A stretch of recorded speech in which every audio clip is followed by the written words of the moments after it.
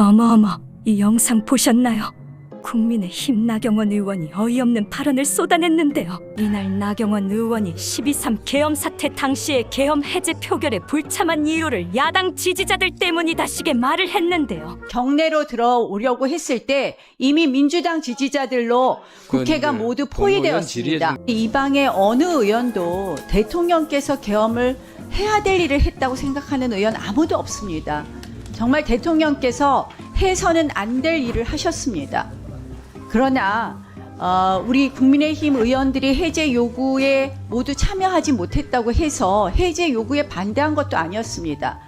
저희 그날 국민의힘 대부분의 의원들은, 민주당 의원님들은 어떻게 일찍 그렇게 국회 본회의장에 들어오셨는지 모르겠지만 저희들은 부랴부랴 국회 경내로 들어오려고 했을 때 이미 민주당 지지자들로 국회가 모두 포위되었습니다. 일부 의원들은 국회 본 경내로 들어가려다가 민주당 지지자들로부터 심한 말을 듣고 우리 모두 당사로 복귀해서 해제 요구를 해서 저희가 당사에 있었지만 똑같은 의미였다는 이야기입니다. 저는 이제는 민주당 의원들의 고성이 오가자 좀 들으세요. 민주당 의원님들 들으세요. 왜 그걸 숨깁니까? 저희가 들어갈 수가 없었습니다. 참 부적절한 발언인데요. 아니 지금 국민 때문에 못 들어온 걸로 말씀을 하시잖아요. 정진욱 의원님. 저희가 국회 경내에 들어갈 수가 없어서 못 들어갔습니다. 시민들은 국회 지키려고 한밤중에 한 걸음에 달려온 분들이고 그걸 전 국민들이 생중계로 지켜봤지만 못 들어오게 했던 건 시민들이 아니었는데요. 이런 황당한 주장을 해 시민들을 분노케 했습니다. 구독, 좋아요, 알림 설정 부탁드립니다. 국회 상황이 실시간으로 공유가 됐고 그 내용이 언론 보도를 통해서 이미 국민들께서 많이 알고 계십니다.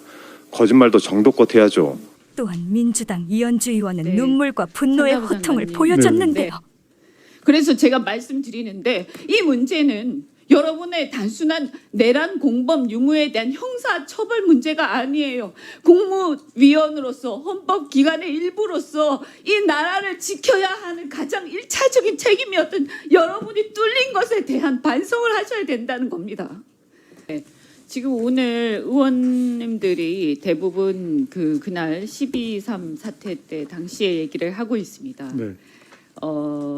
장관님은 아까 현안 보고에서 주로 경제 현안에 대해서 쭉 얘기를 하셨지만 이렇게 정치적 불확실성이 생긴 이유가 뭔지는 아시잖아요. 네. 그죠? 12.3 네. 사태 때문입니다. 네, 그렇습니다. 그리고 지금 이 자리에서 우리가 이 현안 질의를 하는데 여기에서 무엇보다도 중요한 게 왜 12.3 사태에 대해서 질의를 하느냐.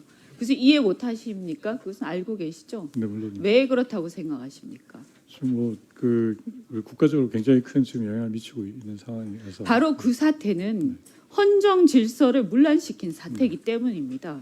그리고 그날 사실은 1차적인 배리어가 어디에 있었어야 되느냐. 국무회의에서 막았어야 되는 겁니다. 맞습니까? 틀립니까?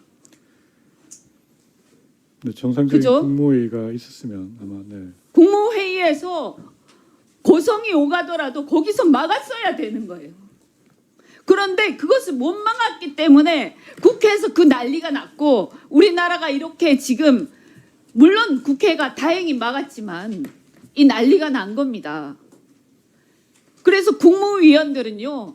그냥 단순하게 자기 분야만 열심히 하는 그냥 전문가 기술자들이 아닙니다. 여러분들은 헌법기관들이에요. 그런데 어떻게 해서 나는 관계가 없다는 식으로 얘기를 하십니까? 저희가 관계가 없다고 말씀드린 적은 없습니다. 마치 이것을 수사 중이니까 우리하고 관계가 없어서 나는 그것의 당부에 대해서 얘기할 수 없다. 이렇게 얘기하시면 안 되는 겁니다. 비상계엄의 선포 요건을 헌법상의 요건을 모르십니까? 한번 얘기를 해보세요.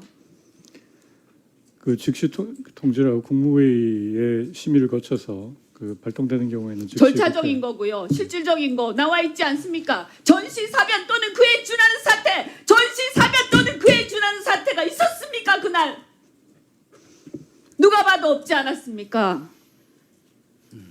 그건 상식적인 겁니다. 그러니까 모두가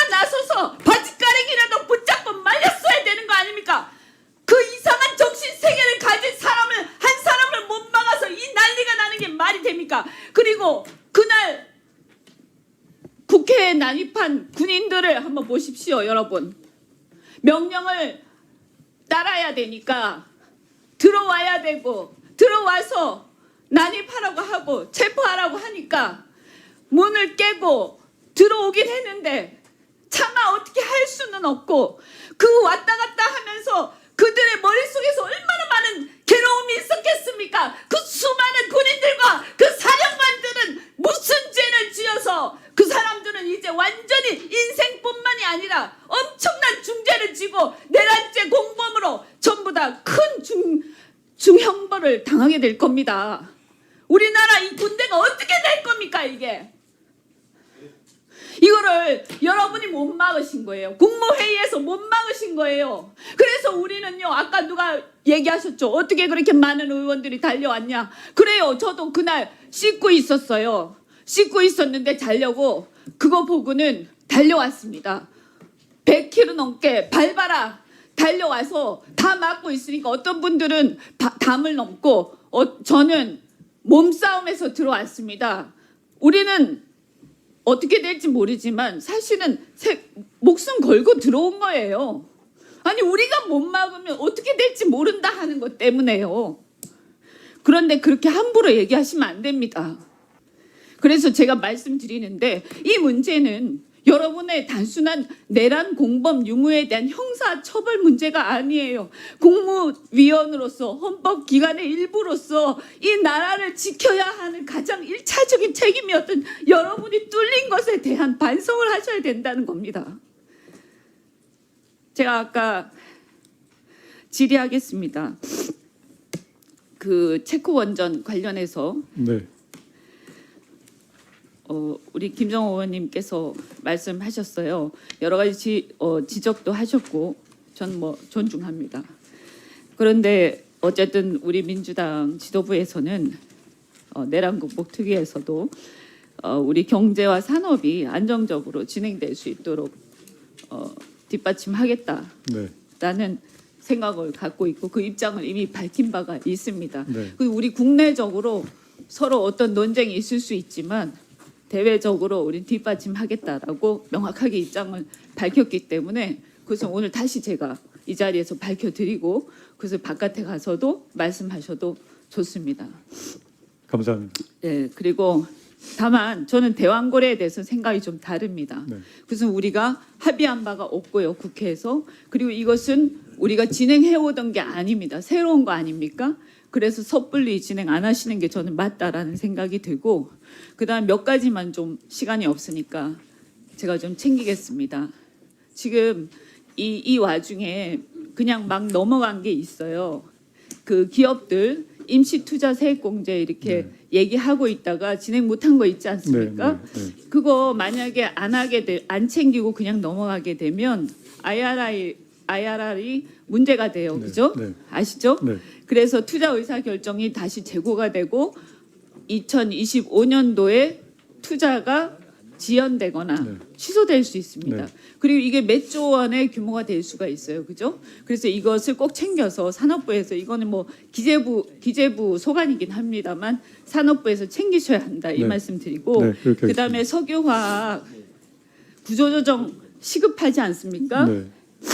그런데 그 구조조정 지금 지연되고 있지 않습니까? 지금 이 사태로 지금 난리 났어요, 그죠? 산자부 장관님 꼭 챙겨주세요. 예, 조만간에 그 대책 발표할 예정입니다. 예. 그리고 장관님, 그 제가 하나만 여쭙겠습니다. 그 장관님이 안 가셨잖아요. 근데 그 네, 국무회의에 네, 못 안 갔습니다. 가셨는데 가시기 전에 연락은 받으셨잖아요. 네, 받았습니다. 그 누구한테 언제 받으셨습니까? 대통령실로부터 연락을 받아서 제가 그 급하게 택시 타고 가다가 중간에 네. 뭐, 혹시 네. 총리한테서 네. 그날 미리 연락 받으신 적이 전혀 없습니다.